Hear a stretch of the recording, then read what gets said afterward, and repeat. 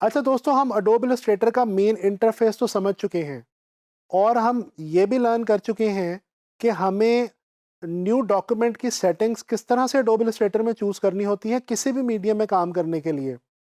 अब हम जिस चीज़ की तरफ बढ़ने लगे हैं वो ये है कि सॉफ्टवेयर ओपन होने के बाद, न्यू डॉक्यूमेंट चूज़ करने के बाद हम अपने सॉफ्टवेयर के अंदर नेविगेट किस तरह से करेंगे, यानी हम अपने सॉफ्टवेयर में मूव किस तरह से करेंगे।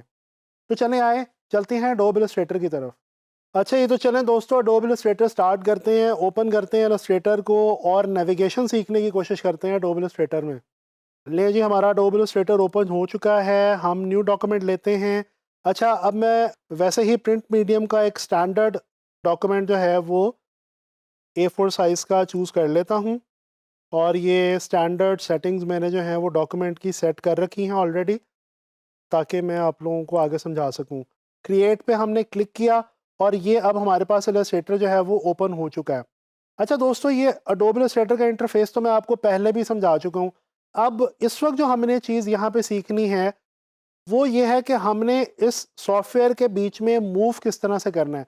देखें, किसी भी सॉफ्टवेयर में काम करने के लिए टूल्स वगैरह को सीखने से पहले ये चीज़ ज़रूरी है कि आप ये समझ लें कि आप उस सॉफ्टवेयर में रोम अराउंड किस तरह से करेंगे, यानी आप उसके अंदर मूवमेंट आपकी जो है वो किस तरह से होगी।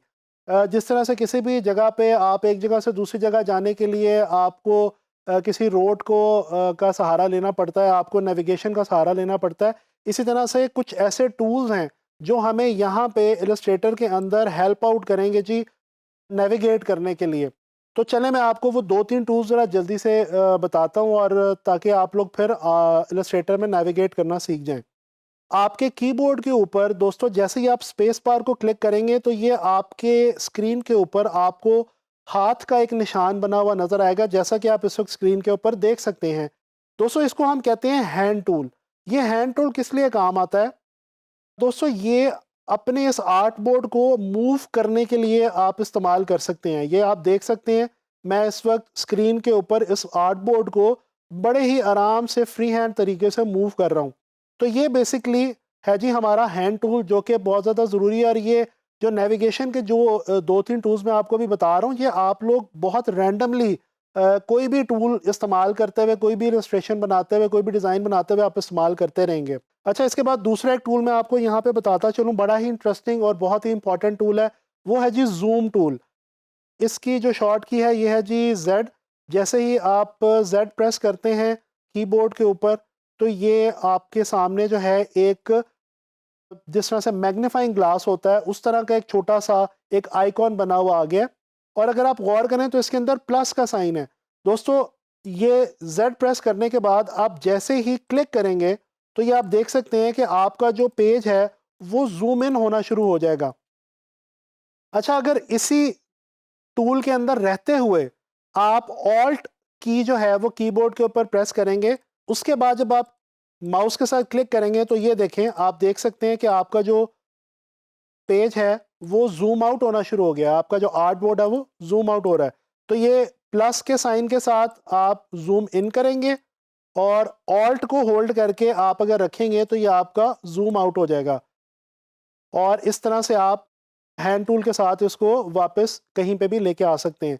अच्छा, मैं आपको एक और बताता चलूँ मज़े की बात, कि यहाँ पे जो लेफ़्ट बॉटम है आपके इलस्ट्रेटर सॉफ्टवेयर का, यहाँ पे आपके पास ये ज़ूम की ऑप्शन दी गई है परसेंटेज की सूरत में। यहाँ पे आप अगर देखें, मिसाल के तौर पे ये 200% पे अगर क्लिक करें तो ये देखें आपका जो पेज है वो 200% ज़ूम हो चुका है। इसी तरह से 800% और ये सो ऑन, ये काफ़ी ज़्यादा परसेंटेज है, कुछ 64,000% आप अपने पेज को ज़ूम कर सकते हैं। ये देखें जी, ये इस वक्त मैक्सिमम कैपेसिटी के ऊपर ज़ूम टूल के थ्रू आप अपने आर्ट बोर्ड को ज़ूम कर चुके हैं। और अगर आप गौर करें तो स्क्रीन के ऊपर आप देख सकते हैं कि आपका जो ज़ूम टूल है उसके अंदर से कोई साइन इस वक्त मौजूद नहीं है, उसके अंदर से तमाम साइन ख़त्म हो गए हैं और वो ब्लैंक हो गया है। ये ब्लैंक होने का मतलब है कि आप इस वक्त अपनी फुल ज़ूम जितना हो सकता है उतना आप अपने सॉफ्टवेयर में कर चुके हैं।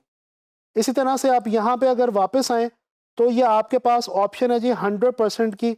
100% जब आप इसको ज़ूम करेंगे तो ये वापस स्टैंडर्ड जो आपका पूरा आर्ट बोर्ड है आपको आपके स्क्रीन के ऊपर नज़र आ जाएगा। इसी तरह से आपके पास एक ऑप्शन है फिट ऑन स्क्रीन।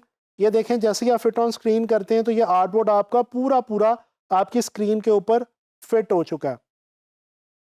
अच्छा दोस्तों, अभी हमने जूम टूल के थ्रू डॉक्यूमेंट को जूम इन करना, जूम आउट करना सीखा, और उसके अलावा हमने हैंड टूल के थ्रू अपने आर्ट बोर्ड को जो है वो हैंडल करना सीखा कि हम उसको मूव किस तरह से कर सकते हैं, उसको नेविगेट किस तरह से कर सकते हैं।